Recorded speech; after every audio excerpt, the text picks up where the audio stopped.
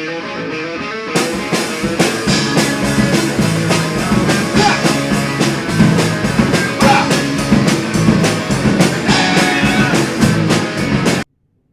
we are back.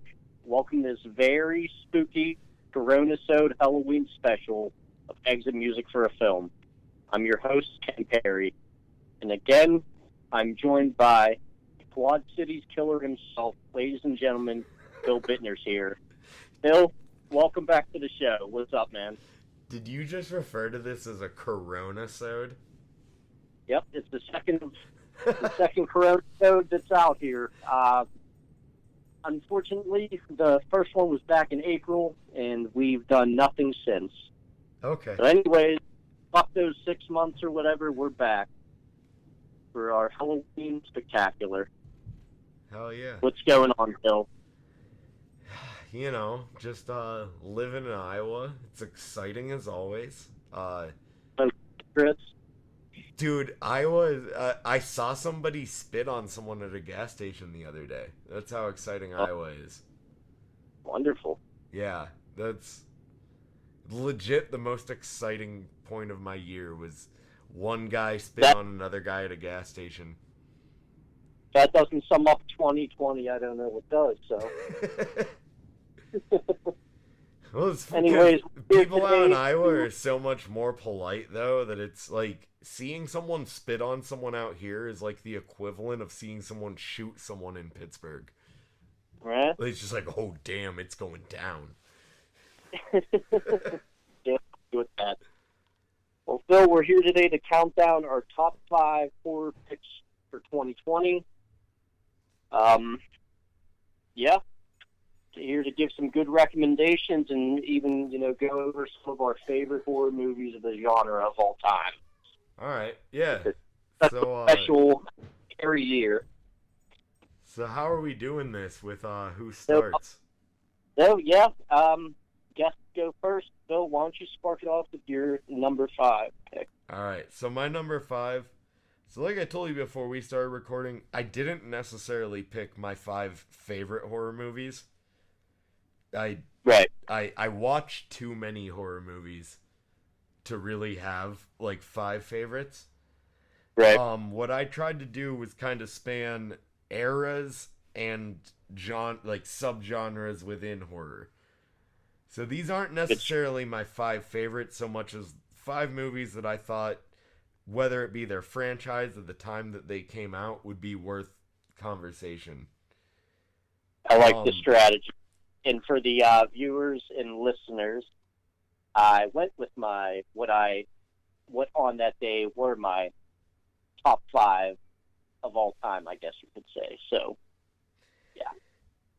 So, I'll start out, number 5, because like I said, these aren't necessarily the 5 movies I think are the best horror movies, but I wanted to, on this list, get one, like, very modern horror movie. And based on that, it's a Shudder original. Jay Baruchel he directed a movie called Random Acts of Violence. Random Acts of Violence at number 5. The plot behind this... I haven't even heard of it. So the plot behind this movie is basically this guy writes this super gory comic. And as you go through the movie, you come to find out that he was the child survivor of a random act of violence where his mother was killed in front of him, and that's where he got the taste to write these comics. And throughout the movie, he has these certain issues of the comic that were iconic. One of them is the Triptych of Terror, where 3 people are killed by his main character, the killer, and get like sewn together in a very grotesque position. And he grew up writing these comics, and as he's doing this like Comic-Con tour, as like he's wrapping up writing the end of this comic book series, and he's doing like this Comic-Con tour where he's like doing signings and shit. And basically, the actual killer who he saw kill his mom in person has since then been inspired by his comics because he knows who he is. And It, it it's just a life imitates art type. Man, I don't know, you haven't seen it and I don't know how to explain it. It's just really good. I well, wouldn't hey, I wouldn't put once it you give in me one of that my Shutter five favorite. password. Yeah, I'll get you my Shutter password. Like I said, I wouldn't necessarily actually say it's one of the top 5 horror movies I've ever seen. Of Actually, course. not even close. But Yeah. I think for the sake of what we're doing here, it deserves some credit, and it's a really good movie. And it's like Yep. I said, like just basically this guy has to live through these horror stories that he wrote as the creator of the comic that inspired his killer. It's crazy. It's like quite a cycle, it sounds like. I'm looking on IMDb now, whopping 5.1, but it sounds cool. I'll It's definitely check it out once you get that Shutter password over to me. And that's it's kind of a different type of story. I like it. It sounds neat. Kind of an yeah. out of the box. Yeah. Cool. Once I get Good. you the Shutter password, I think you're really gonna like. Like I said, man, it's not. It didn't reinvent the wheel or anything, but it's a No. good movie. It's Yeah. uh, I've hit the point where I have sat through so many shitty movies that really all I ask of a movie is if it's an hour and a half long, keep me entertained for an hour and a half. And if Right. you did Absolutely. that, then you filled your running time, and Yep. you were overall, if you entertain me through your 90 minutes, you were a net positive. You were better than if I hadn't watched it. Totally. But for the sake of I didn't have a slasher in my top 5, and I didn't have anything super modern other than my next pick, which is also I kind of picked for the sake of being modern, but for different reasons. I needed a slasher and I wanted something modern, so I have to go with Random Acts of Violence, and I think that everyone should check the movie out, if for no other reason than to just be entertained for an hour and a half. It's not Yeah. great, but it's fine. No, sounds like a solid pick. Definitely coming out of the gate with a random act of cinema here. That was horrible. That was so bad. It was. Okay, moving on to my number 5. I'm going the original 1974 Toby Hooper's Texas Chainsaw Massacre. Okay. What I love about Go what I ahead. love about this movie, first and foremost, I mean, it seems so real. It feels like you're watching like a newsreel of footage from when you unfortunately turn on the news and see a really fucked up story such as this one. But the movie seems so real, and it just makes you feel like disgusting, like you're watching like it's a true thing Yeah, went no, down. well, that's the thing with the Texas Chainsaw Massacre movies is when they're done right, they almost feel like a snuff film. Yeah, exactly. Yeah, it's pretty close. But I could only really speak to this one. The 2000 whatever one was the movie that sparked the It's movement funny, of I the. actually literally watched the 2004 remake with Jessica Biel literally last Saturday night because I went to stay with my girlfriend at her grandma's. And Yeah, in our bedroom, the TV didn't have Netflix and shit, so we had to pick a DVD. And I picked yeah. that one, so I actually legit just watched the remake Oh, nice. literally a week ago. I credit that movie with starting the remake renaissance or what have you of just every single movie. So I came home and I told my older brother that I saw this, and he was asking questions about it. And from what I told him, he said, "Oh, that sounds like a bunch of bullshit." And Man, that night, the last time that I night saw turned your this older on. brother, he had a crab hanging from his balls. Uh, Love it. And then, Oh my of God. course, just a few years later, right in the same spot, you got stung in the dick by a jellyfish. Yeah, man. Hey, I fucking 1 week at the beach a year. I'm not letting those guys dictate my week of vacation. No way. But yeah, I went down hard for that. I got stung everywhere. Oh man, Real bad. Oh dude, do you remember that whole summer there was just jellyfish all over the shoreline? Yeah. Like I mean, like we tried I'm to not make the driving an best of hour. it and still be in the Yeah. water, but there was just jellyfish. Like it was like a physical anomaly that jellyfish just washed ashore. Yeah. Fuck Oh that. They man. ain't taking my vacation. Have to eventually just get in, and we did. So we manned up. But no, one thing I'll say, the Texas Chainsaw Massacre, it's awesome because Texas Chainsaw Massacre has this reputation of being like the gore, like the original like gore porn. Right. But like when you really watch that movie, and like this is something that's been noted, there's not actually a lot of gore. It's more like Exactly. when he hangs people up by a hook, you don't actually see a hook go into flesh. There's just those sound effects, and it's implied gore. Right. I have that written down too. Yeah. It's essentially a bloodless film, but somehow is remembered for its gore. Yeah. Crazy. Well, and Have that written? it's the implications of it. Yeah. Absolutely. And it's Yeah. also those wet sound effects. Right. Yeah. Like the little... Yeah, so it leaves a lot to be imagined, which is, obviously a very scary thing within itself. It lets you, think about what's going on. Yeah. Like when Leatherface takes his first victim, you hear that, that hammer come down, that mallet come down on his head, and he's shaking uncontrollably, disgusting. But then he, takes him into his lair, or whatnot, and your mind, that he's gone. Oh, dude, like it starts going into what's going on. When that sliding door slams. Yep. It's over. Yep. And that over. sound effect, right? That music.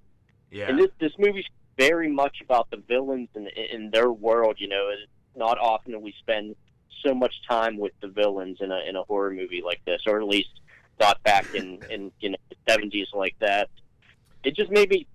The actors did such a good job. I was so freaked out by the brother. It made me ask, like, are these actors, or did Tobe Hooper just find like crazy people in Texas to make this? It's kind of like people say about Zombie now, but it's like, are these actors, or did he just find these weirdos? Yeah. Well, see, when you put it that way, that's where I kind of have to disagree. Is Texas Chainsaw Massacre started the trend of being like such a cool killer that in a way the killer is kind of the good guy, because you're just rooting to see how Leatherface is gonna kill these people. I was gonna say, yeah. Please elaborate on that one. Yeah. Well, I just wanted the annoying. Yeah. I don't know the last time you saw the movie. I just was rooting for that annoying brother in the wheelchair to go down. He was such a pain. I did watch the remake last weekend, and honestly, with the tied up shirt, I was just rooting for Jessica Biel to stay in the movie for as long as possible. Of course. I remember going to see it in the theaters. Oh man, yeah. But you know what I mean? Like, when you look back on the originals, there does get to be a point of diminishing returns on the victims where you're actually kind of like, man, I just want to see how Leatherface is going to kill these people. Yeah, like, of course. It was kind of an originator in creative kills as far as slasher movies go, which that's part of why I prop up Random Acts of Violence, is the creative kills. And like I said, by the end of the movie, like, you're kind of with that, not the original, but by the end of the franchise of the original Texas Chainsaw Massacre, it becomes a thing of like rooting for Leatherface and just rooting like just to see how these kills are going to happen. Like, everyone's going to die. It's just a matter of like, how cool is this killing scene going to be? Right, and with such a large franchise, I've never seen like any other ones, but I'm sure they get pretty creative. And touching, Anyways, yes. and touching on just rooting for fun kills, just right now before we get into it, I told you I have a list of honorable mentions. One that I want to bring up right now, just for creative kills, Terrifier. Terrifier. Have All you right. seen it yet? No, I've not seen Terrifier. Where can that one be found? It's on Netflix. It's on Netflix. Okay. The guy who made the movie, originally he made like a 13-minute short that the clown that is the killer in Terrifier was like a side character in. And then he made an anthology called All Hallows Eve, which you can watch for free on YouTube, parts 1 and 2. But the clown that is the killer in Terrifier was kind of the through line throughout that anthology. Right. And then Terrifier, which actually right now they just finished filming Terrifier 2. I mean, I'll just give it away. The main kill that is exciting, he hangs this hot blonde up naked, upside down, and saws through the legs down. Jesus Christ. It's fucking brutal. It's a claustrophobic, like, the whole movie is basically, like, he catches the hot blonde, so the only survivor is the hot brunette, and as she's hiding from him, it's kind of like The Strangers, where she's hiding from him, but you know he's gonna catch her. Right. And it's just claustrophobia for an hour and a half. Yeah. And it's very entertaining. Speaking of claustrophobia, when I bring up Texas Chainsaw Massacre, obviously what comes to mind is when they have the conclusion having the main girl tied up while they're at the dinner table and whatnot. Oh, yeah. Just the fact that she even gets out of the house. It's one of the most anxious times I've ever been watching a horror movie like this, when she stops a truck driver, but then that doesn't work out, and she just barely makes it into that the pickup truck, and seeing she's seeing the smile on her face while she's still freaking the fuck out, while Leatherface is just in the middle of the road, like she barely made it, as like one of the best endings ever. Well, and along those lines, another part of what makes Texas Chainsaw Massacre so great is that Leatherface doesn't seem upset that she got away so much as he just acts fucking crazy and starts swinging his chainsaw around. Yeah, I love how it just ends like that on a dime, too. Like, he just starts swinging his chainsaw wildly as she gets away, and it's just kind of like this feeling of like, yes, she got away, but the next person that wanders onto this property is absolutely fucked. Because he's not even, like, he's not worried about the police or anything. He's just wildly swinging his chainsaw. And honestly, looks just as happy as when he was killing people. just like Leatherface, we'll move on to the next one. Exactly. Phil, you're number 4. You're number 4. Yeah. Just by an inch, Texas Chainsaw Massacre didn't make my list. Because another thing I didn't bring up, some movies made it not necessarily on their own merit, but on the merit of their franchise. And if you're talking about a franchise, Texas Chainsaw Massacre was hard for me to exclude, but for those reasons, it was right there. Alright, so are we ready to go to my number 4? That's it, you're number 4. Alright, my number 4. Random Acts of Violence is like brand new. I wanted to have a more like, basically I wanted to have a Blumhouse modern film. And Insidious, I'm sorry, it doesn't do it for me because I'm not afraid of Darth Maul. Sinister. Sinister is one of the only movies that has come out since I've graduated high school that actually made me, I wouldn't say it scared me, but it made me uncomfortable. Right. And you said you haven't seen Sinister, right? I've not. Is that the one with Ethan Hawke? Yes. Okay. So basically, I've got confused with some of those, early aughts Blumhouse movies. Yeah. Or early 2010s, whatever it is. I had to pick a Blumhouse movie because I think that what Blumhouse is doing is great for horror. Like, making this Right. major production company for horror. I think it's done a lot to advance the genre. Basically, Sinister is this guy is a true crime writer. And to the point that people from the towns that he writes about the crimes in sometimes don't like him for bringing everything to light. This house he goes to, basically the younger son killed the whole family. And once he lives there, he comes to find out that every family started out living in one house and then being haunted, so moving to another house, and that's when the kid kills them. Okay, interesting. And he Somewhat finds these tapes. Haunted House Amityville type deal, a little bit. Kind of. I'm very upset that you haven't seen this movie, so that I have to try to explain it. You need to watch Sinister. Yeah, and the sequel is very... If you like the first movie as much as I did, you can sit through the sequel. It's not very good. Yeah. But I liked the first movie so much that I enjoyed it. Okay, so we got a week left till Halloween here. I'll make sure I fit Sinister in with the many movies I'm going to cram into this next week. You got my word. I would tell you with Sinister that at the time that I watched it, I was applying for a new job, and I needed to pass a drug test so I couldn't smoke weed.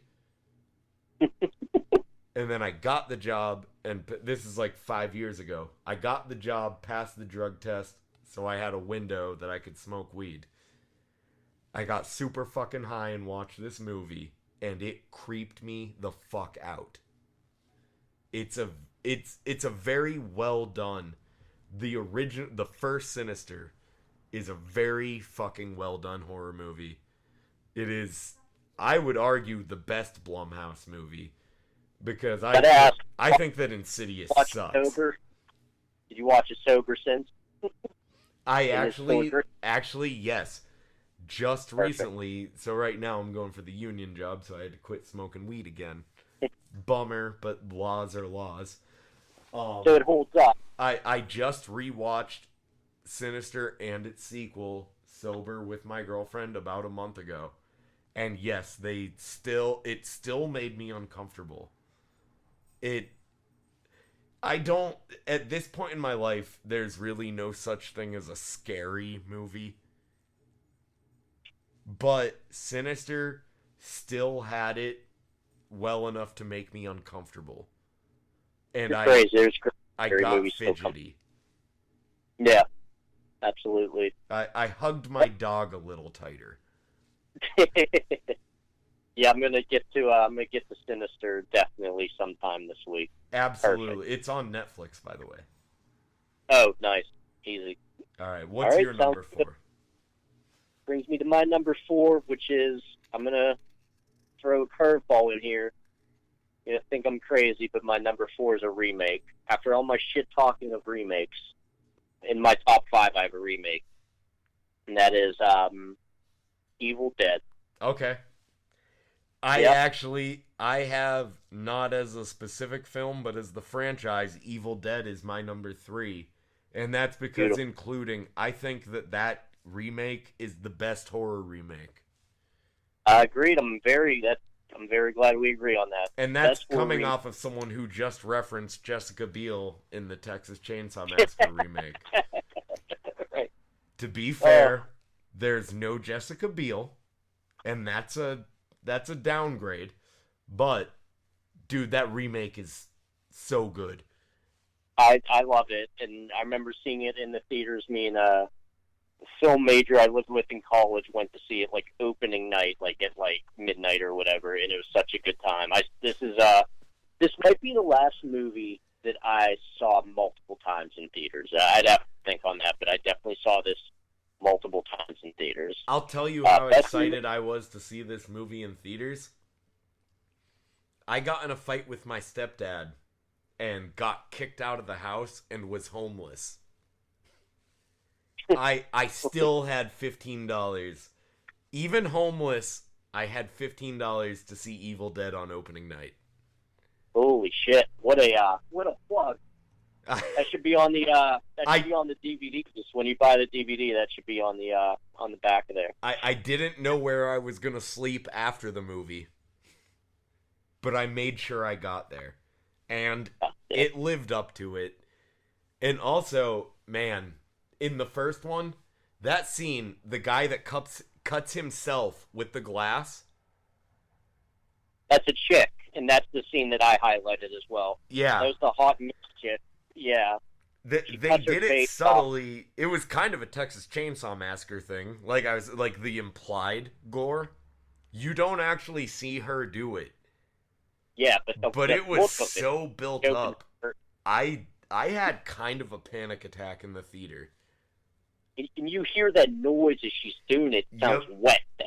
Yeah. Oh my god. That's the scene I highlighted. That's my favorite scene from that movie. This movie's super gory. I mean, it rains blood at one point. It literally rains blood. Yeah. Limbs dropping left and right. Once the action and gore gets going, it never stops.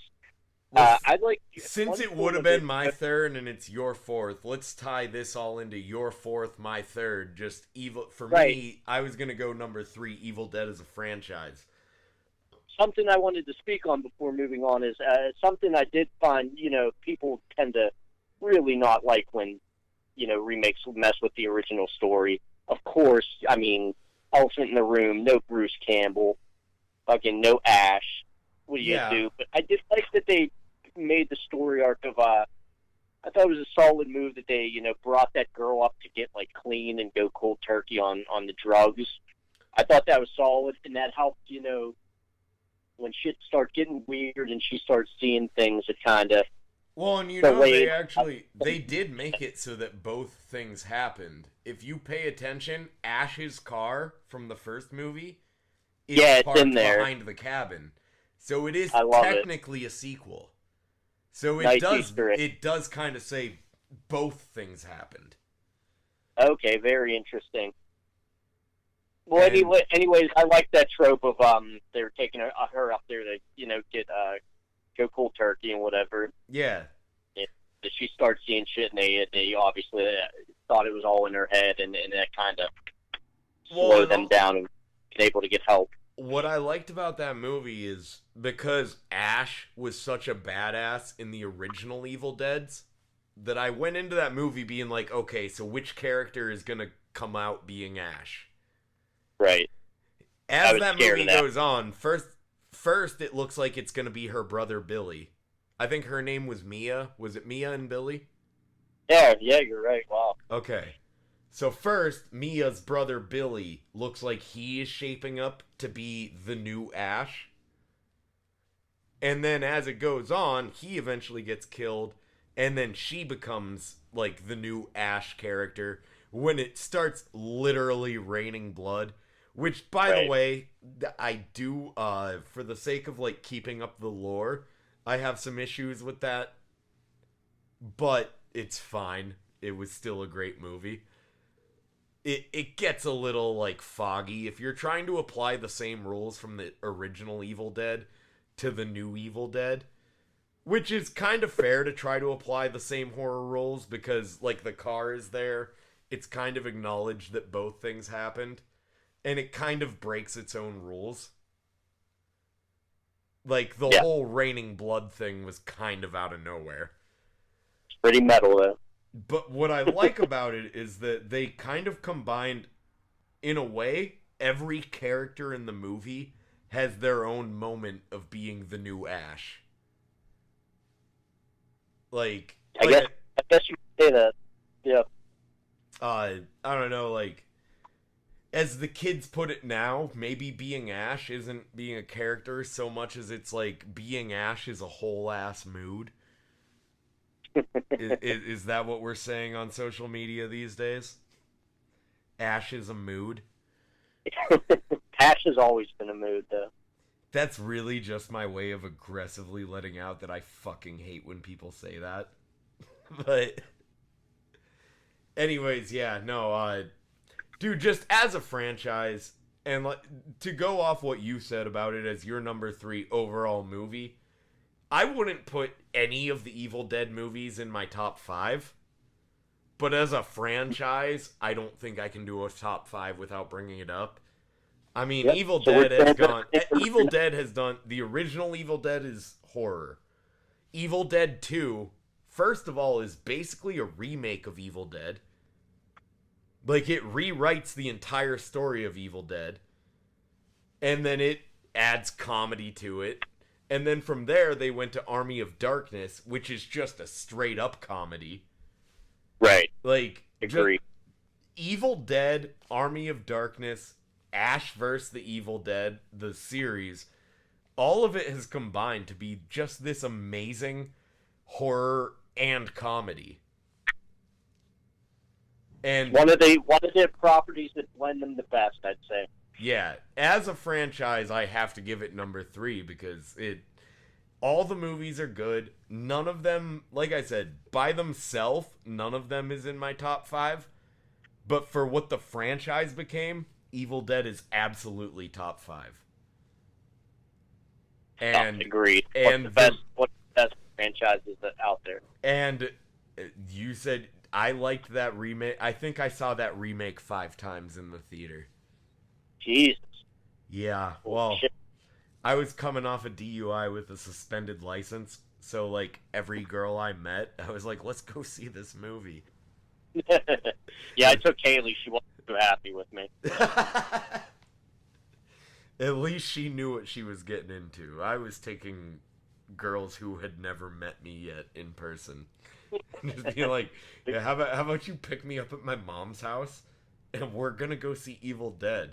And they're like, oh, that sounds scary. And I'm like, yeah, a guy cuts his face off with glass. And they're like, okay, buddy. I'm going to take you directly home after the movie.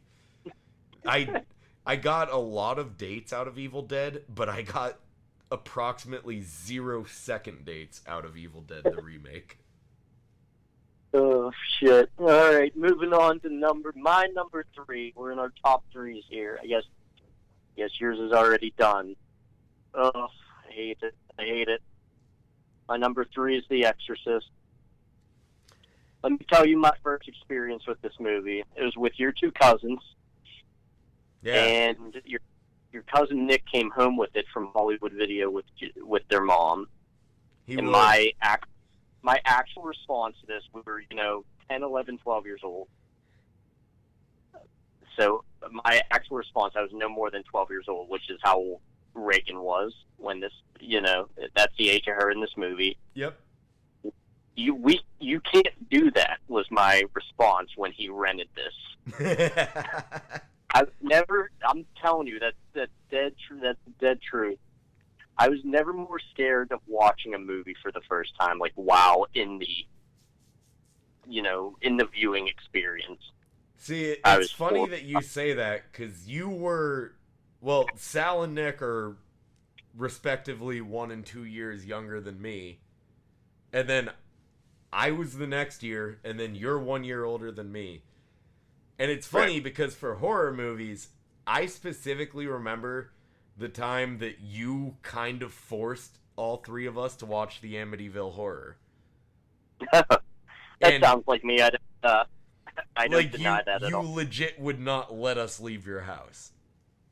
And we didn't want to watch it. We were all scared, and you forced us to watch it. Did I tape your eyes open like Clockwork Orange? You literally might as well have. The way that at least the way I remember it was being fucking terrified but not being able to leave. So the way this plays out actually just seems very typical of our childhood for them to rent the movie. Well, and also, specifically Sal and Nick, a movie that really scared me when I was a kid that they forced me to sit through was The Ring.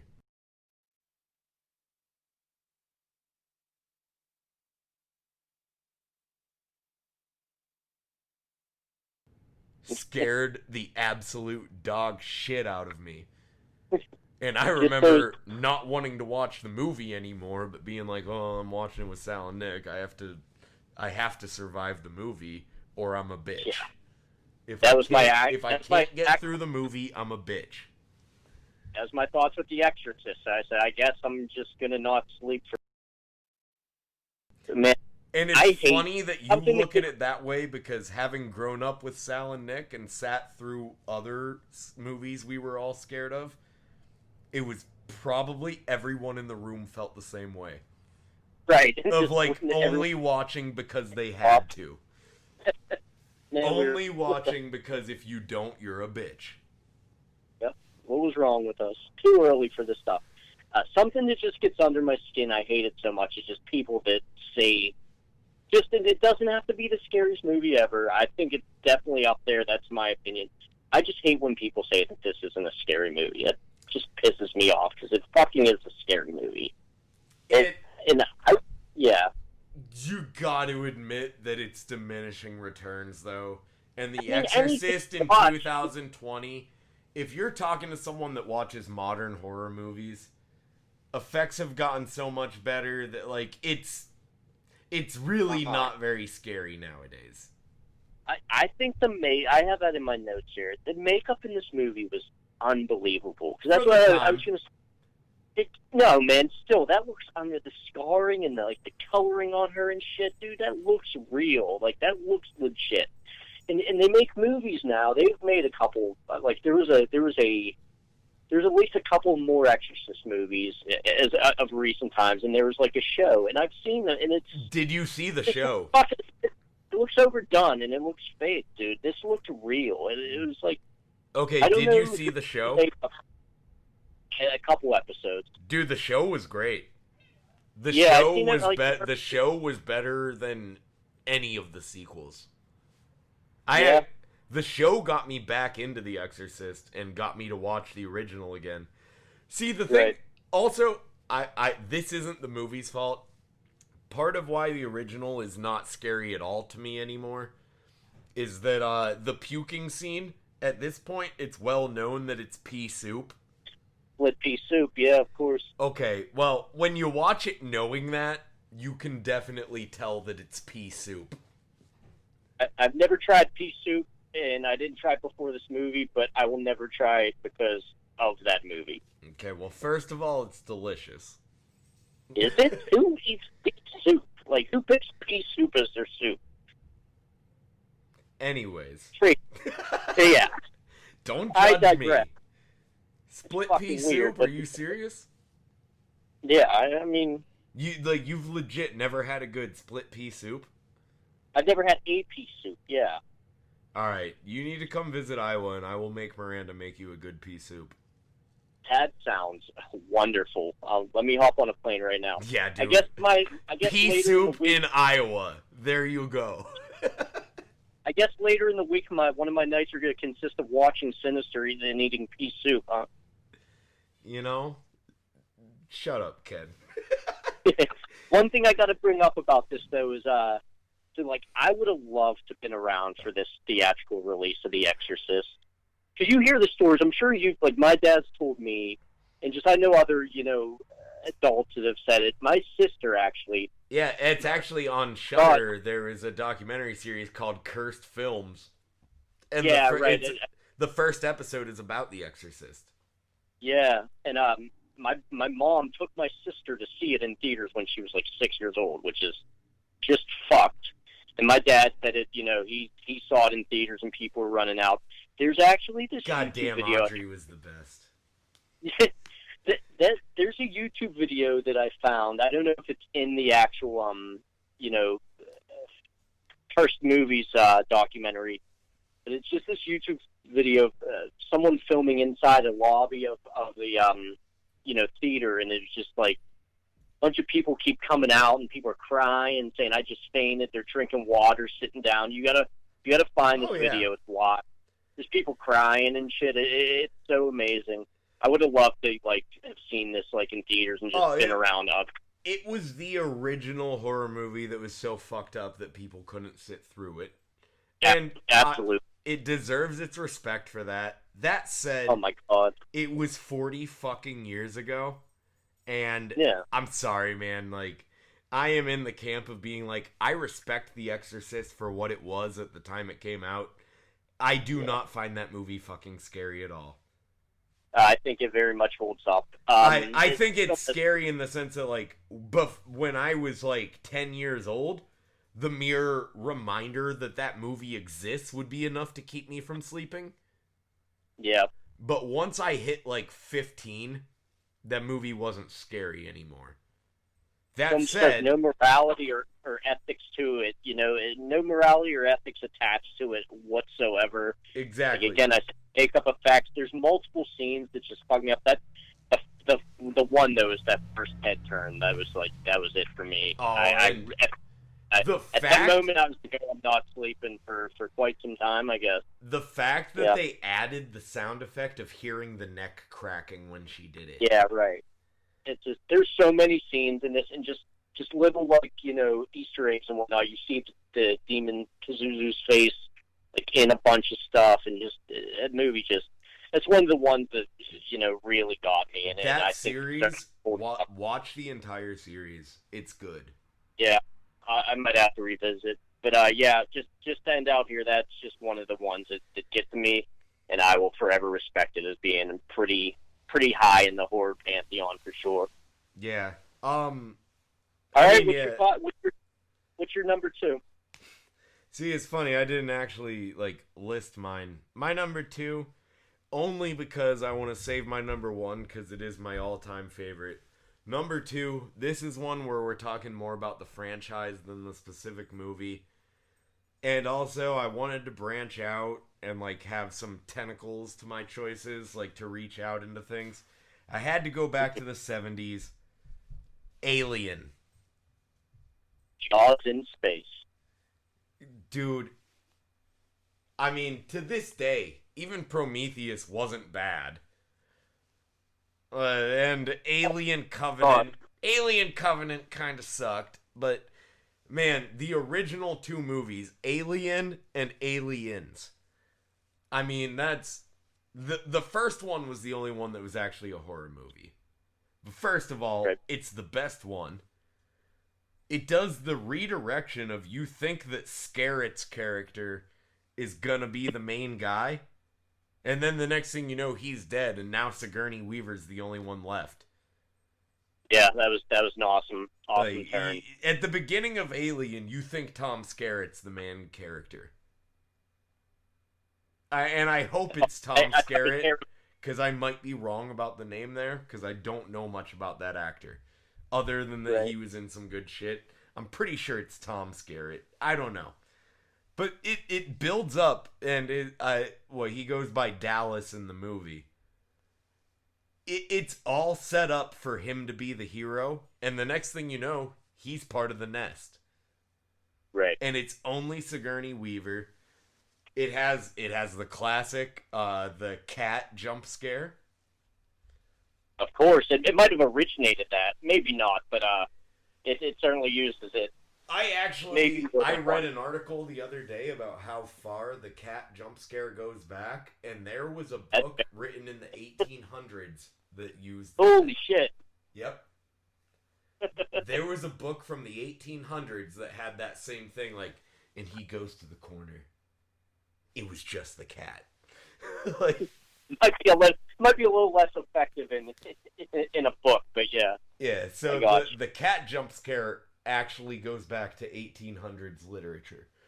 But that's awesome. Dude, the original Alien, and also, just aside from that, I mean, as a franchise, you can't fight Alien unless you're the Predator.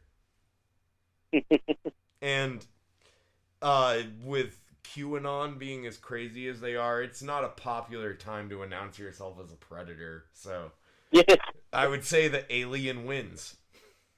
Yeah, absolutely. But no, I mean, you've seen the original, right? Yeah, and I actually saw it a long time ago. It's one of my dad's favorite movies. And it's also... Watched it a long time ago, and I just revisited it maybe 6 months ago or so. First time I've seen it in at least a decade. Oh Yeah, man. it holds up. Yeah, before Prometheus came out, I had bought the quote unquote quadrilogy on DVD. And I still, like, if my internet goes down for like a half hour, 15 minutes in, I have Alien on the TV. You resort to the Yeah. quadrilogy box. Yeah.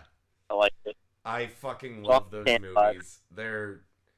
Dude, I mean, just that original one, In Space, No One Can Hear You Scream, which also set up the tagline for a bunch of, like, porn comedies about how no one can hear you scream. I mean, that line has been parodied literally a million times. Not just porn.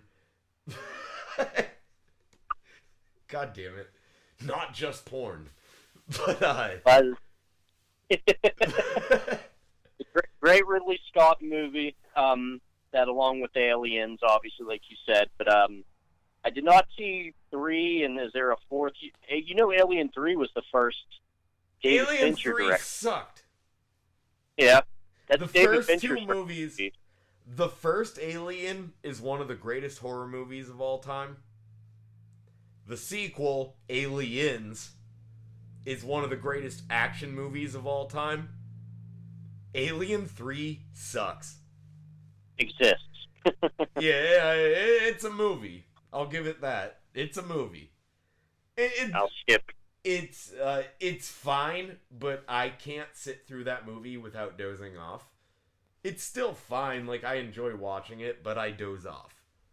Right. Like, So when we're talking Alien 3 is like the professional golf of movies.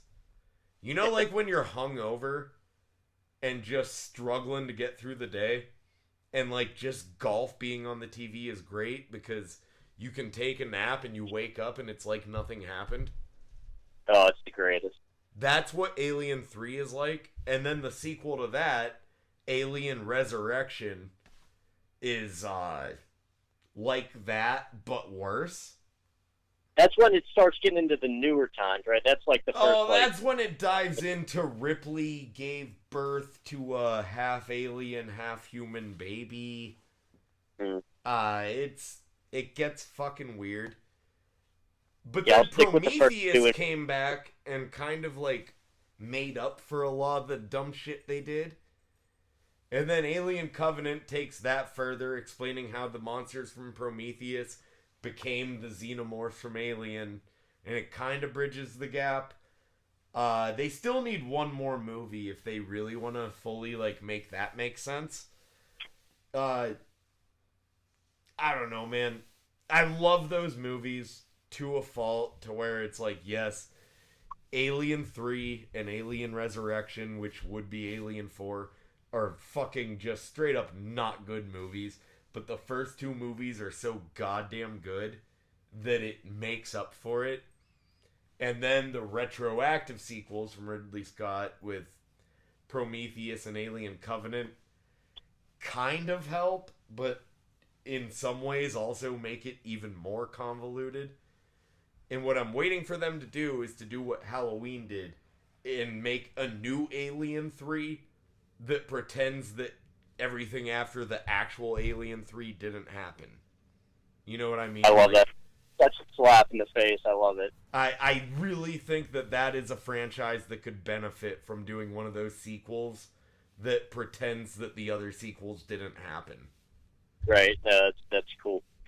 So when it comes to Alien, what's the scene that just the first scene that comes to mind when you got it? Basically, in the original Alien, just every time that someone turns around because they know something's up, and you see the alien, and one of the things about Alien that just makes us so uncomfortable is that thing is always wet. Right. Like, it's such a feeling of paranoia amongst the crew. They're in a cargo hold, and you turn around and it has its mouth open, and for some reason it's slobbering. Yeah. And the second mouth slobbers too. I'm glad I revisited this one not too long ago. Yeah, it's a classic. It's not only a great horror, but it's really just solid, even more than horror. I'd say it's sci-fi. That's just me. And great. I couldn't not include it just because of Like I said, man, the original is a straight up horror film. All the sequels are action movies, but the original is one of the greatest horror films of all time. In space, no one can hear you scream. And like I said, just the weirdest thing about it is every time you see the monster, for some reason it's wet. Like, I don't know why. Chest exploding. It's just like absolutely hemorrhaging water from the corner of its mouth for some reason. Even like the one part that, for some reason on this spaceship, there's a part where that's like a fake scare, and it's just chains rattling. And it's like, why are there these random chains hanging from the ceiling of a spaceship? Oh, to set it up for first, they look up there. It's like, oh, there's nothing here. It was just the chains rattling. And then they look down, and it's like, oh, nope, there is a monster. And he is salivating like a motherfucker for no good reason. I think just every single movie, despite the setting, just needs those chains. Yeah. Every single one. Inside, outside, whatever. Just include the chains. Yeah, no, just if you move to Southern California, no matter what happened, like in the Hollywood area, if anything scary ever happens, bet your ass there's a set of rattling chains within arm's distance. We're going to change this to the Rattling Chains podcast. Moving on to my number 2. I got a rep for Pittsburgh. Oh, shit, I already know. Dawn of the Dead, right? The greatest zombie movie of all time, Dawn of the Dead. Hey, also, the best My Chemical Romance song. Early Sunsets over Monroeville. Yep. Yeah, I'm not a huge fan, but I'd probably agree with you there. Well, yeah, that one. You could make the argument that I'm a bit more of an emo kid than you, so... I got pictures to back that statement up. Amazing fucking song. Yeah, it's very solid. That first album's their best, but does anyone we're not notice? My Chemical. That's a great song. That's the shit. Yeah. Also, a shout out to 5 Rooms in that song. On the what? What's the movie? 5 Rooms, right? What's that? The movie where it's like a fucking... Man, I haven't seen the movie forever. They reference it, Okay, this is gonna sound dumb. I should have just said this not while recording. But... You talking about 4 Rooms? The Tarantino... 4 rooms, that's it, yeah. Yeah, the one bedroom that has a corpse in the bed. Oh, okay, yeah. Yeah, they reference that, and that's the last words to that song. But does anyone notice there's a corpse in this bed? I just thought that was referencing, one of the dudes that turned into the zombies or whatever. It's a little bit of both. Okay, all right. Never made that connection. But anyways, yeah, filmed in Pittsburgh, Pennsylvania at the Monroeville Mall. Mall's pretty dead now. I went out there about a year ago, just around October, just because I wanted to check it out. Yeah. It's so It would be a lot creepier. Like, I mean, just to get like a little inside baseball Pittsburgh joke in here, it'd be a lot creepier if it was filmed at the Parkway Center Mall. And how desolate right. that is. But right. No, it's funny because it's actually funny because if you go to the Monroeville Mall, they have that store, like for their hockey team. Yeah. And they have like a little Hall of Fame there. Yeah, it's a little store. I didn't see the Mall of the Hall or whatever they call it. Mall spelled M-A-U-L, like getting mauled. Right. They had an old school lunchbox, but that's all the stuff I've seen. I would have bought something, but I didn't need a lunchbox. Well, and they have the team, the Monroeville Zombies. Yeah, it's I still have a T-shirt that says like, Pittsburgh, the zombie capital of the world. And I always see the pictures. It's from that store at the Monroeville Mall where, like, in the background they have like the Michael Jackson Thriller zombie, like as a mannequin. Like, it's called the Mall, M-A-U-L, of Fame. That's great. I've never saw that. It's super fucking whack and super fucking not cool. But I was 20 years old and visiting home. So I had to check it out, you know?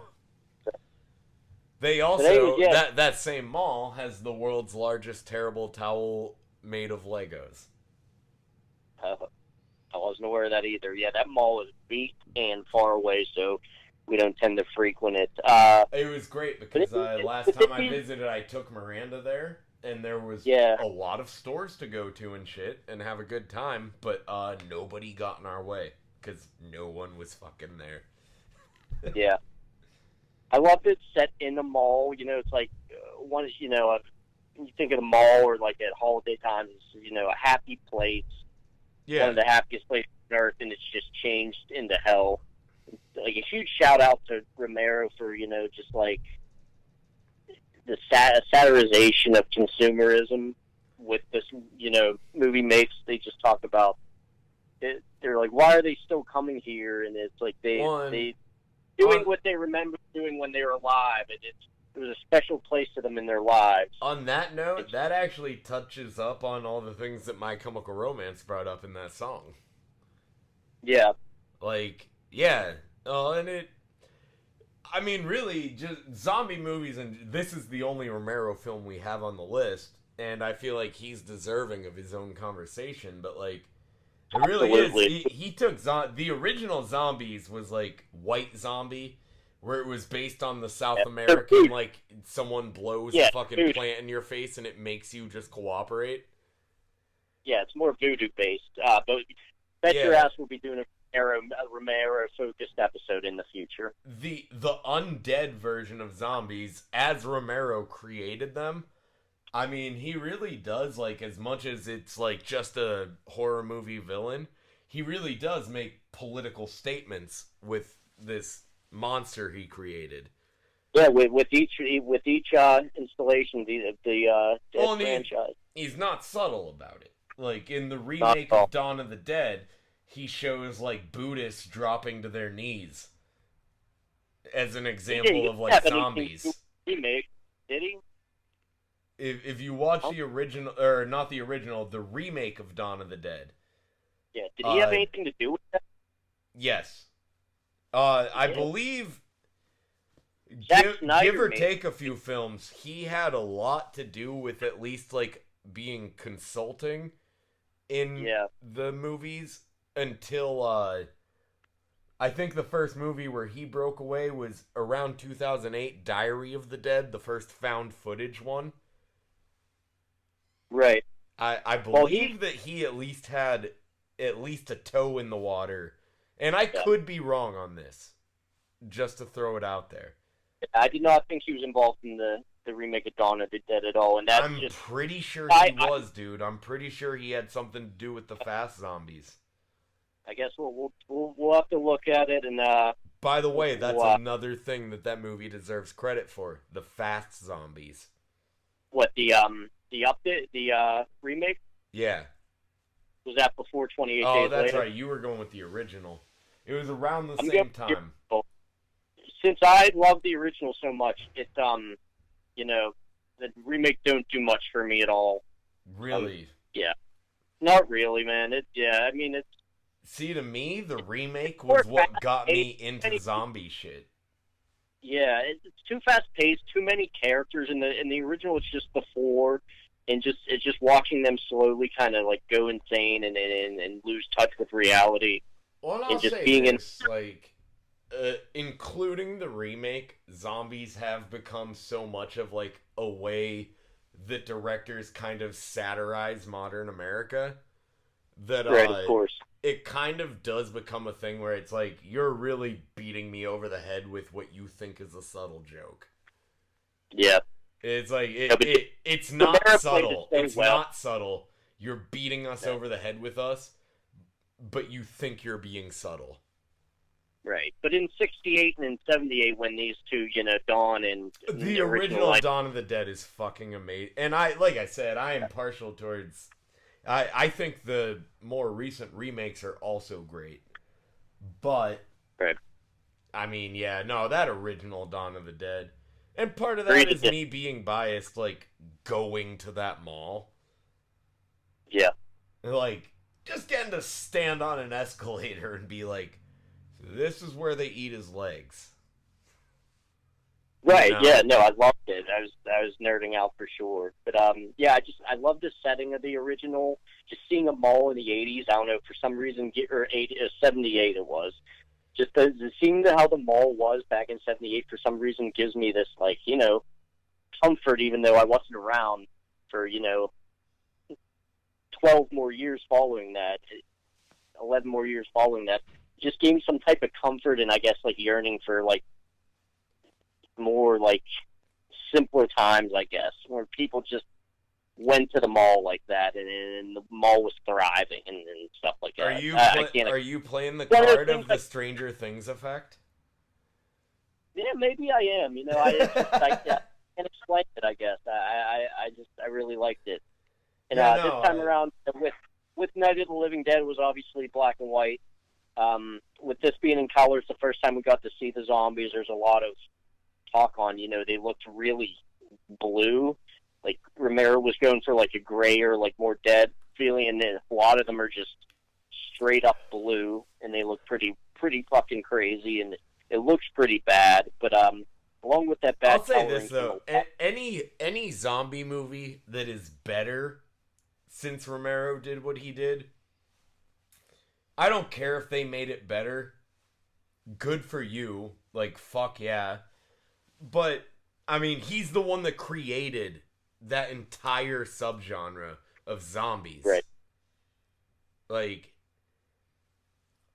and he even started, like, the remake of Dawn of the Dead, I think, as far as I know, and I could be wrong, but was the first zombie movie that actually made the zombies get, like, more decayed as the movie went on.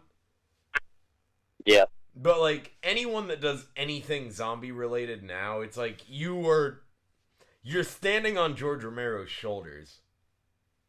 And there's nothing wrong with that, but you can't be innovative anymore. George Romero laid down this groundwork. And, like I said, as also a Pittsburgh guy, both of us are biased towards him. Yeah, of course. And especially for me, being from Pittsburgh but not living there anymore, and looking for the bragging rights wherever I can get them. Like, it's like, yeah, no, fucking George Romero, Pittsburgh director, fucking made this shit.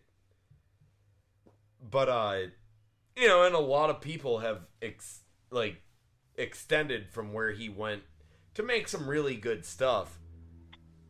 But, I mean, the original, just, yeah, like that original Dawn of the Dead, I do lean towards liking the remake from, like, it was, like, I think it was 05, I could be wrong, maybe 04, maybe even 02, I don't know.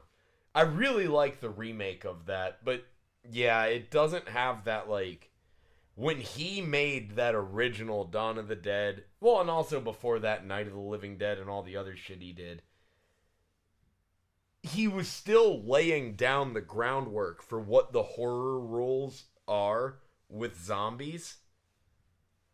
And it was so good. Of it just being, like early on, like at that time, it was like, they're slow, you can outrun one of them, but a whole horde of them and you're fucked. Like, that kind of stuff, you know? They're slow, they're not smart, but there's just so many of them, and that's what it comes down to. Before we get to our number ones, could we take a break? What's up? Before we get to our number ones, could we take a quick break? Yeah, I'm into it. We'll leave it there. All right. Do you have any finishing thoughts on Dawn of the Dead before we move on? Sorry, I kind of jumped in.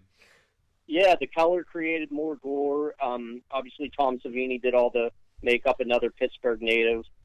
I hear you could see him around Lawrenceville or wherever, but he's around. I've never ran into him. See, I didn't know his name, but I do know that dude, like, for years off of that movie, continued to have a career as a effects artist. Yeah, he did Friday the 13th, the original. He's done so many movies. You'll have to take a look at his credits list. It's pretty amazing. Hell yeah. But anyways, like, as I said, it's just I love this. The four characters. It's slow paced, and they're held up in the mall, and it kind of all just takes place in that mall.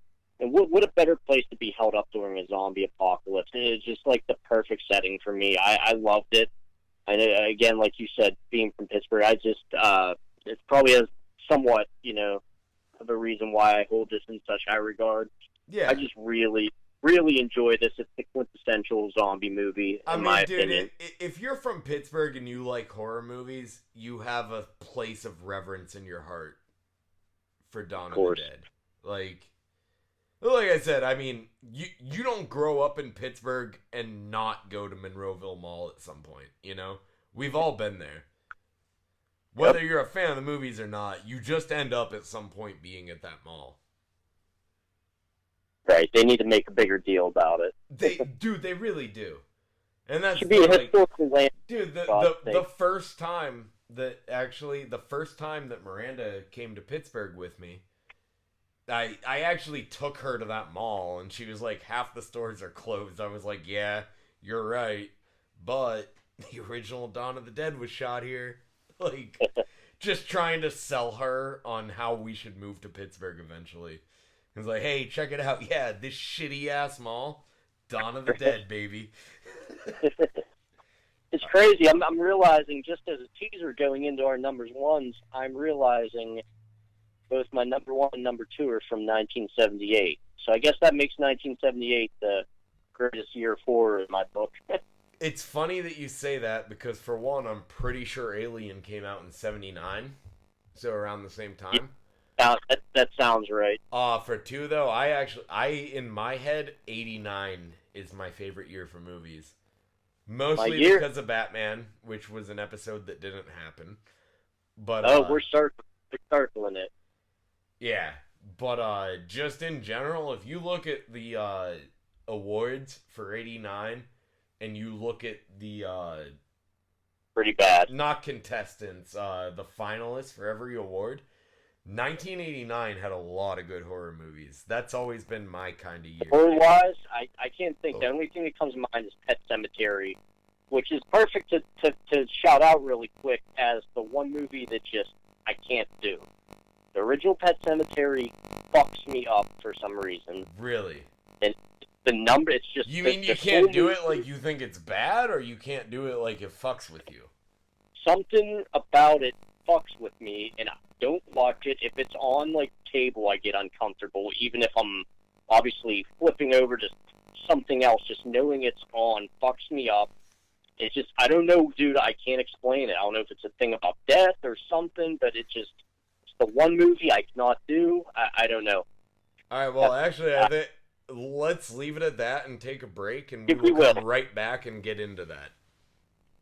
I don't want to get back into it, Phil. We're gonna. All right, we're taking a break.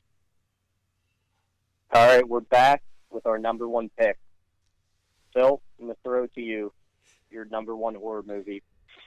Man, you just made this sound like the most awkward NFL draft of all time.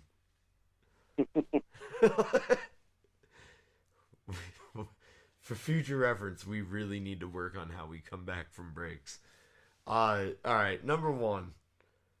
My favorite horror movie, my favorite horror franchise. The reason that I chose to use franchises as one choice for a few of these questions is because if I had to pick my top 5, the Hellraiser movies might be like 3 of my top 5. Hellraiser 1, Hellraiser 2, Hellraiser Bloodlines, which is like a prequel, and I love it. It's got Adam Scott from Parks and Rec in it. Great movie. And then Hellraiser Hellseeker, not really even close to one of the more popular Hellraiser movies, but it's just a weird, trippy, like, there's a lot of a guy, the main character imagining fucked up things happening, and then he snaps back to and realizes he didn't actually do the things. And when I hit that age where I was like a junior in high school and smoking weed, that movie was always on HBO. So it was just one of those movies that I always just randomly got high and watched and kind of tripped out on. So that also belongs in that list. But yeah, the Hellraiser movies are the best.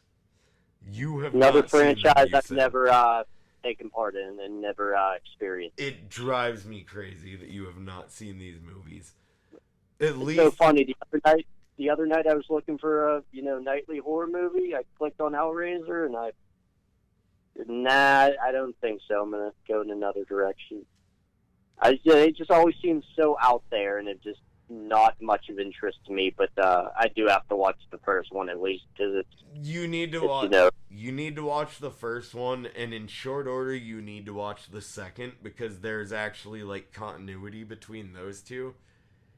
And then Hellraiser 3 kind of keeps it up, but it really goes off the rails.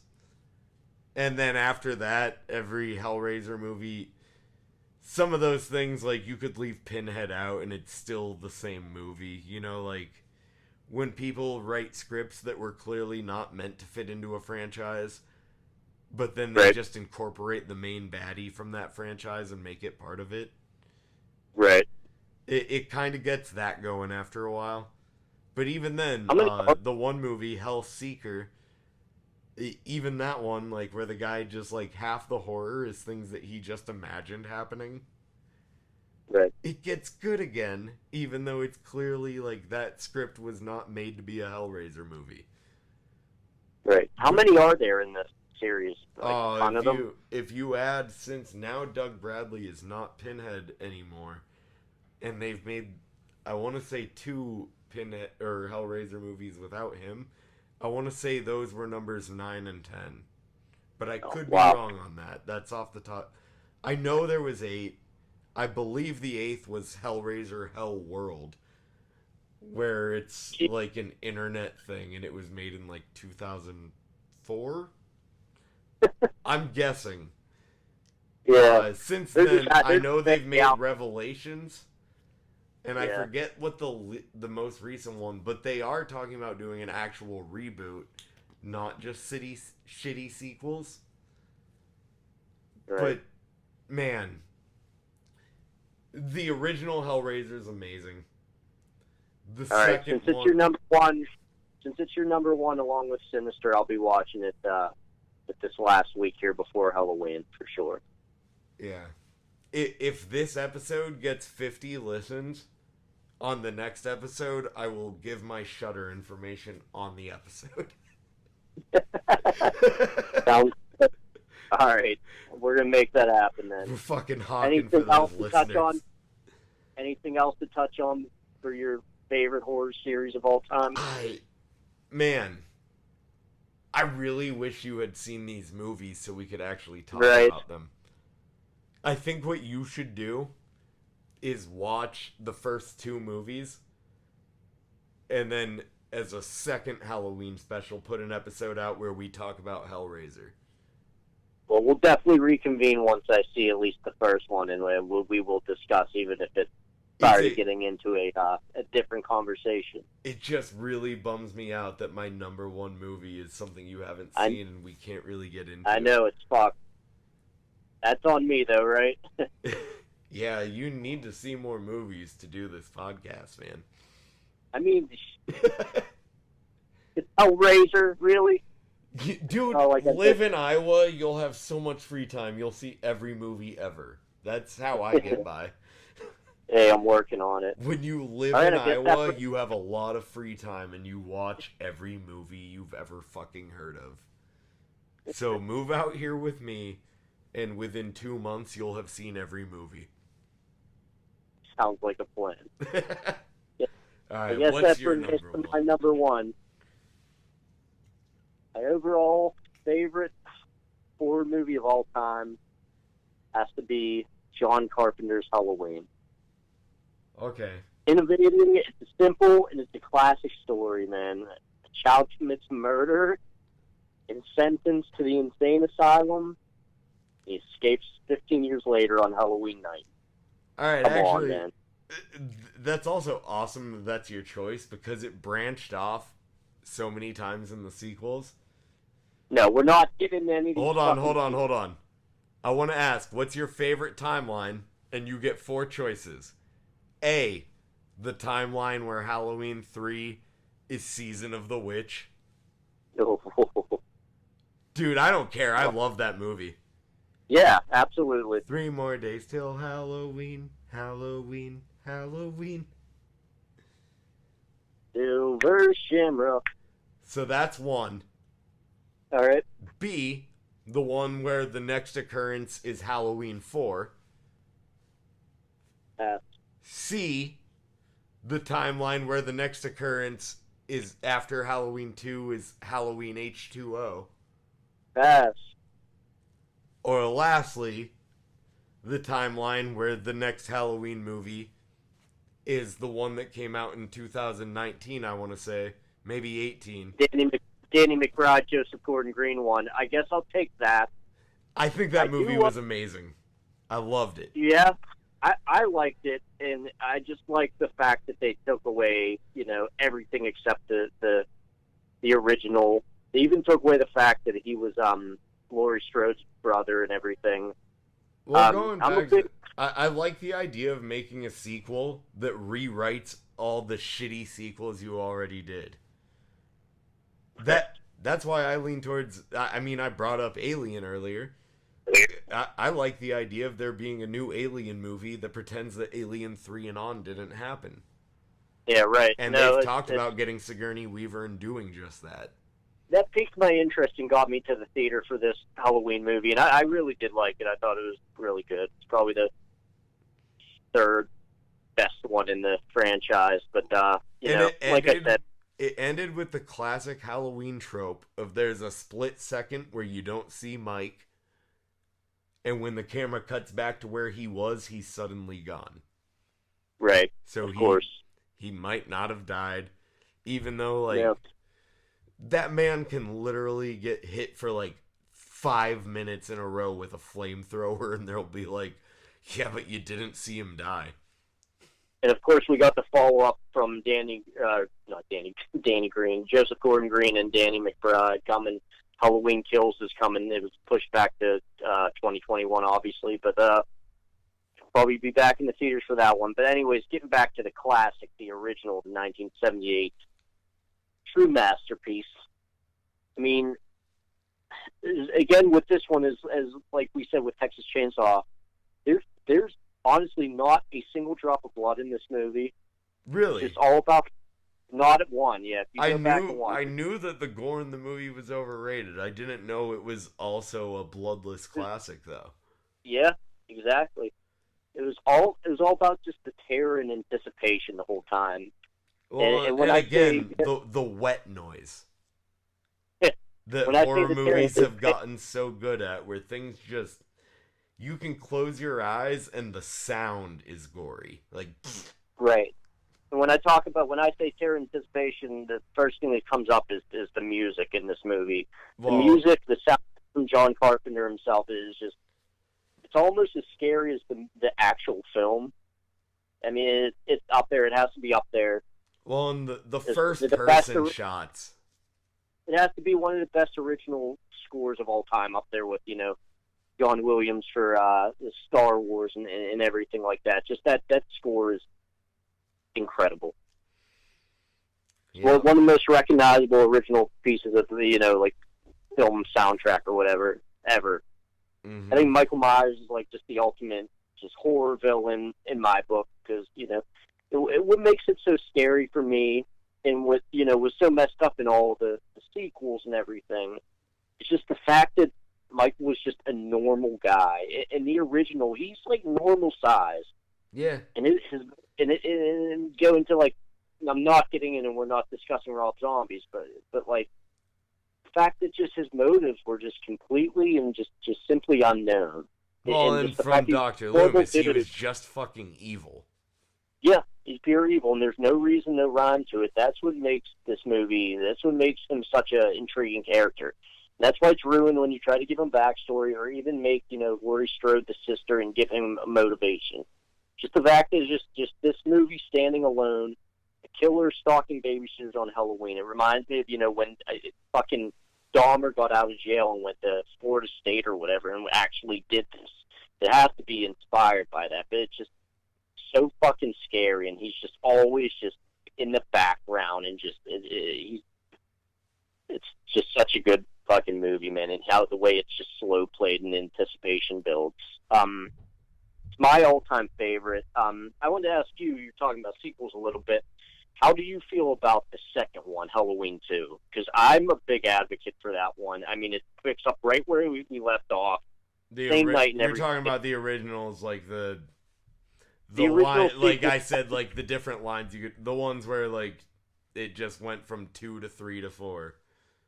Yeah, the one that's like it's the one that takes place in the hospital pretty much the whole time, and it's just the same night. You know what I'm talking about, right? Yeah, I mean, I think if you consider all of the potential sequels to the original, that it's the second best. Yeah. I still think that them having pretended that movie didn't happen and going to the new one that just came out last year, that was still better. But yeah, well, I think if that movie doesn't happen, all the potential lines you could run down with Halloween between like the original run and H2O and Rob Zombie, I think out of those ones it was the best. I think it's the second best Halloween sequel, basically. Yeah, well, I think it's the best Halloween sequel, and it could have ended there. And that's what John Carpenter. You think that the original Halloween 2 is better than the new Halloween? God, this is a confusing movie to talk about on recording. Okay, there's so many timelines. Yes, I think the second Halloween is better than the Joseph Gordon-Green, Danny McBride one that just came out. But, not by much. I just love that it picks up legit the same night where we left off, and it's still in Haddonfield, and it just like it picks up right there, and then he is like actually killed at the end of that, and that's what John Carpenter wanted. He wanted it to Halloween to end up being an anthology series, and that's why. My favorite part about Halloween 2? What? It named my old band. It named your old band? Remember, I was in a band called Haddonfield. Yeah. And in the second movie, there's a part where there's cheerleaders doing a chant for the school Haddonfield. And that's where we got our name. Yeah. Other than that, I just don't think that movie's very good. I appreciate everything like you said about how it like does take place like right after. But I think that if you're really looking at it in the like frame of continuity and where's the best place to go, that maybe after like the night after this fucking massacre that shook this small Illinois town, the day after might not be the best place to begin a new story.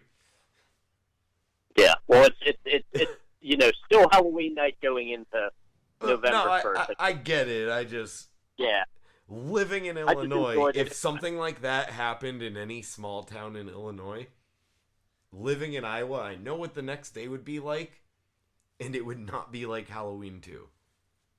Yeah, well, it seems to go into the wee hours of the next day.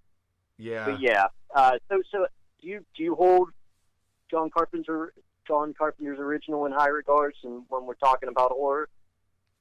Well, I mean, he created the franchise, yes. I perfected the slasher movie, Yeah.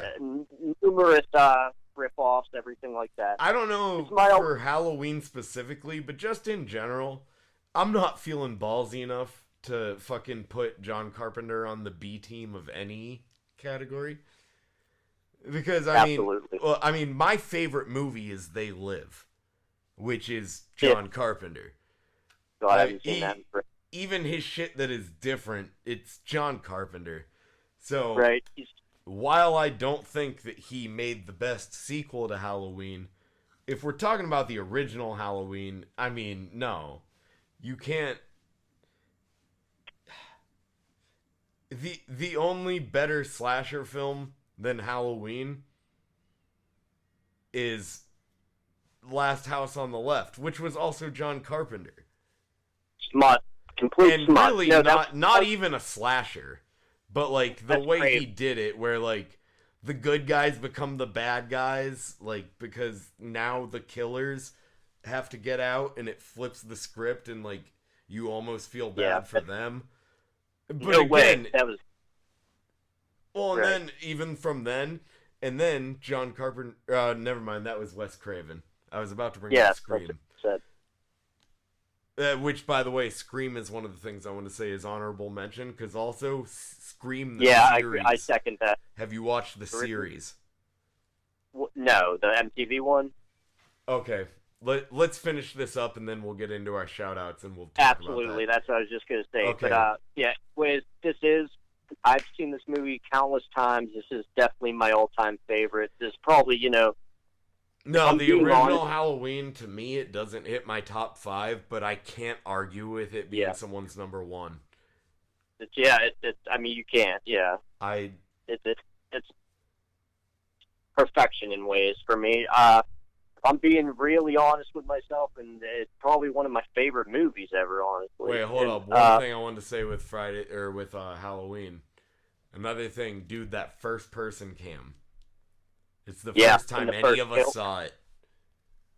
Yeah, Like that movie came that's out like 10 years before we were born, and it was still in the the first opening. movie that we saw that had a first person cam. Definitely, yeah. In that first scene, it was terrifying. There's no fucking Blair Witch Project, which without Blair Witch Project, half the movies that have come out in the last 15 years don't exist. Without Blair Witch Project, there's no Paranormal Activity. Like, So are we giving credit for found footage all the way back to John Carpenter here? I think I we like. should maybe each give one found footage movie a shout out before we wrap up. Ooh, Because that's rough. I don't love found footage, but when it's No, done right, it's great. right.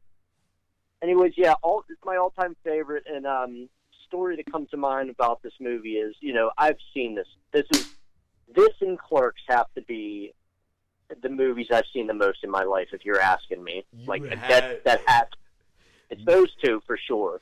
And a few years That back, also just cements that me and you cannot record with each other without something involving Kevin Smith coming up. oh, we'll be doing a Kevin Smith episode.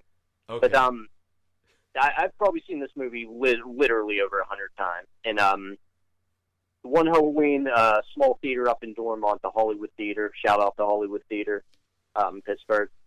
They were showing Halloween, and I really wanted to go see it. I convinced Kaylee to go with me. And again, I've seen this probably 109 times. I don't fucking know. But when we were sitting there, man, I started getting freaked out. I know this movie bit by bit, every scene. I could do the whole, I know every scene after scene after scene. I know the whole way, but like I was just sitting there getting freaked out when we were getting to the conclusion of the movie, and that just speaks to not only the theater experience, but like it's just how good this movie is, and it's how haunting this movie is. Yeah.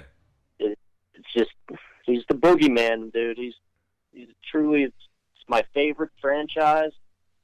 It's just my favorite. It's absolutely my favorite horror movie of all time. Well, and the way you Begin describe from Mike 16. Myers kind of reminds me of how I feel about Pinhead, who in the Hellraiser Yeah, exactly. world is literally the boogeyman.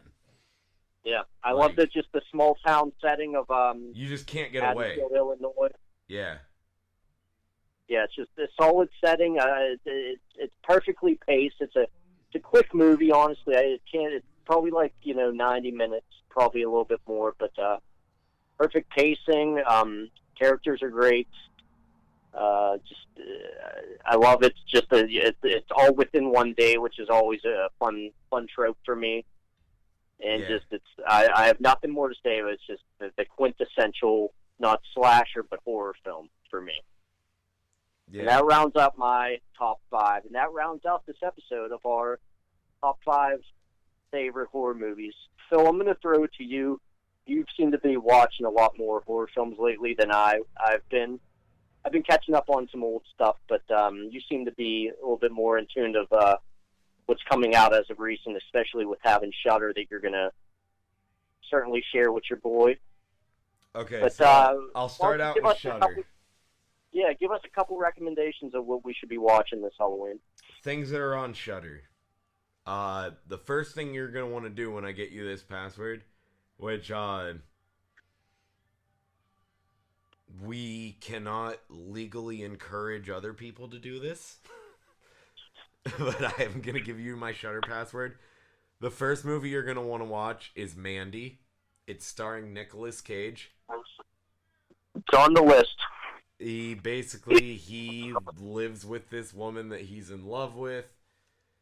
And I don't even remember the way that it's a very forced Nicolas Cage type plot. But it's amazing. And basically, she ends up running into this family that's like a cult, and they turn her, and he goes on a fucking Nicolas Cage making faces fueled revenge mission. It's amazing.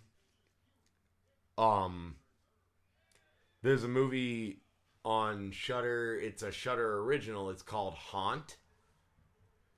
And it's basically typical hot brunette is going out with her friends because her boyfriend's being a douche to her. And there's a guy in the group that wants to get with her. Surprise, he's the hero of the story. But they end up at this like extreme haunted house in the middle of nowhere that it turns out the twist of this haunted house is they will actually kill you. Which is has become a major trope in horror movies. Right. Have you seen at least like 5 different movies where it's just a haunted house but they actually kill you? Yeah, I've seen a couple. Have you seen The House is October Built? No, we almost watched that last night. That's crazy you say that. I have watched both of those movies multiple times. Is it worth it? Worth the watch?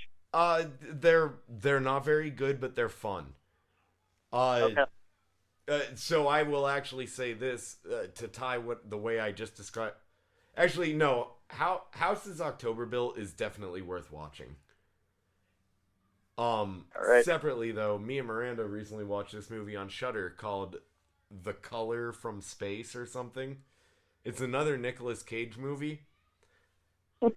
The thing with The Color from Space is it's not good. I didn't really enjoy it, but the whole movie was good enough that I watched the entire thing and never thought to turn it off because the movie kept threatening to be a good movie. Right. Like, teasing you. Like, it just kept giving me this feeling like, I'm pretty sure in like 10 minutes this is going to get interesting. But that's all it does. That's all it does for 2 hours. Right. And by the end of it, I was like, I don't hate that I watched it because it was at least threatened to be interesting, but like it was never good or bad. Yeah, right. It's very rare that a movie leaves me like, I don't regret watching it, but it fucking sucked. So yeah, on Shudder, you're gonna want to watch Haunt. You're gonna want to watch all the documentaries, the Joe Bob Briggs shit, the haunted films by Eli Roth, Mandy. Don't watch anything with Nicolas Cage other than Mandy. All right, we'll do. I'm kind of hitting a block here. Oh, okay. No, Satanic Panic. Satanic Panic. Hilarious. There is a movie. It's just called Psychopaths, I believe. Basically, this serial killer gets killed by the cops, but his spirit spreads around and all these people in random neighborhoods start killing people randomly. That's good. Get on Netflix, watch The Invitation, see my fucking long-lost twin as a character in a horror movie. I don't know, Ken. It's really tough for me to wrap up a bunch of horror movie shit in one episode. No, right. Then I think you should take over and wrap us out of here. Right, no, totally. We watched both of those Creep movies on Netflix. With Ryan Reynolds? No, Mark Duplass. Did you see those? No. Wait, Mark Duplass from The League? Yeah. He does all those mumblecore movies. Yeah. Well, I know him and his brother produce a lot of... It's funny because they choose to stay off camera, But the Duplass brothers actually do a lot for comedy. Yeah. Like no, well, they did these two. They did these two horror movies where he's basically just a serial killer, and I thought they were going to be.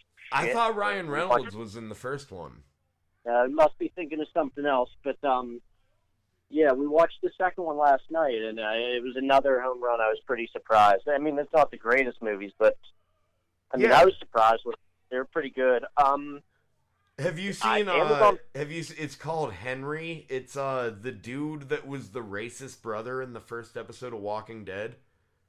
The bald guy. You mean Michael Rooker? Yeah. So yeah, I just watched Rooker. that Yeah. And Guardians of the Galaxy. Have you seen the movie where he's a serial killer, Henry? How are you going to mention Michael Rooker and not bring up Mallrats? Well, first of all, on a horror episode, I'd be more likely to bring up Slither. Right. But anyways, yeah, I just watched that this year. This is one of the ones that I finally got to. You saw Henry, Portrait of a Killer? Yeah, that was pretty dark. It's creepy. It's more unsettling than scary. Little smutty vibes, kind of. Well, yeah, it's got that 80s like fucking torture porn feel to it. It was hardcore. It's a movie that I watched. It was good, but I'll never need to watch that again. Yeah. So that was solid. I got to say that we have Amazon Prime. They've been killing it with putting movies up. I've seen 10 things that I've just added to my list that I've yet to see. That reminds me. You can't have a podcast and put off watching this show without internet people getting mad at you. So I'm going to use this opportunity to call you out for the fact that you still haven't watched The Boys. I know, man. That's coming next. We just finished The Leftovers, so that's coming up here. Now that it's been brought up on the internet, if anyone ever listens to this episode and hears that you haven't watched The Boys yet, they're going to be mad at you. Extremely late to the game. I'll start that the day after Halloween, after I get my fill of these horror movies. I watched the first 2 episodes and have gone back and read the comic. Nice. That's just like you to get obsessed with it like that. No, I've gotten too many. I've gotten too many recommendations for that, so it's coming. In the next few days, I'll be starting The Boys. But yeah, do. Prime's Please do. And tell me when you do. I will. Prime's killing it with putting up scary movies. There's so many, so check out what they have to offer. They just threw up The Lighthouse. I want to watch it again with I haven't seen that's one with Robert Pattinson yet, right? The new Batman. Yeah, I haven't seen that one yet. Dafoe. Yeah, it's solid, man. That's real out. That's a different one for you. Real quick, yeah, just in general. Horror. How do you feel about Ari Aster? I love Ari Aster. I guess that's a perfect note to go out on. I just want to say that you brought up Blumhouse and what they're doing. They're basically, in my opinion, they're keeping the lights on with the full horror genre. Yeah, but if we're gonna say that Ari Aster is coming out with the artsy horror, and it's amazing. They're owning the game, but yeah, I love Ari Aster. Ari Aster is one of the most exciting filmmakers in the game right now. Him and then Robert Eggers did the Lighthouse. Robert Eggers did the Lighthouse and the Witch. Okay, I liked The Witch, and dude, I hate, the same as Ari Aster films, a lot of people hated on The Witch and said it wasn't scary. No. And the thing is, it wasn't scary in the fact that, nothing that happened in the theater actually scared me. But, if you put yourself in the place of those characters, The Witch, The Witch, even in, just a fucking patriarchal type way, was fucking terrifying. Putting yourself in the place of these woman characters who are not allowed to have feelings. Right. And then on top of that, you just put yourself in this feeling of, these, living in those times where people don't understand that sometimes the weather just sucks. So it must be the gods punishing you. And it's no, dude, to live in those times and, especially if, you fucking spit on your brother and a week later it stops raining, so your whole family thinks that you cursed them. He's that's fucking horrifying. Those Puritans are rough, man. But, so, shout out to Ari Aster and fucking Robert Eggers. They're, in my opinion, along with Jordan Peele, they're just doing really special stuff for horror right now. They're holding it down, and anytime any of those three guys has a movie out, you count me to be, first in line at the theater. Well, and I think those are the three that are putting out the movies that are going to be like our age's Exorcist. Like they're leading the way. They're leading the way for what horror's going to be. What horror's going to be going into this next decade. Yeah. And they're among the filmmakers I'm excited most to keep track of going into this next decade. That actually anyways, reminds me. That's hold on. My last recommendation. You actually have probably heard of this movie because Henry Zabrowski was hyping it. It's called Host. It's a Shudder original. Yeah, my sister told me about that. I have to see that one. It's only about 55 minutes long, and the action starts like 7 minutes in. And it's COVID related, correct?